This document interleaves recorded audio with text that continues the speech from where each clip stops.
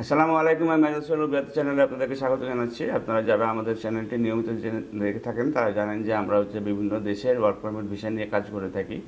এই মুহূর্তে ইউরোপের নন সেনজেন কান্ট্রির ভিতরে বেলারুশ নিয়ে আমরা খুব ভালো কাজ করছি এবং এই যে ফ্লাইটগুলি হচ্ছে এগুলো 1 মাসের ভিতরেই ফ্লাইট করা সম্ভব।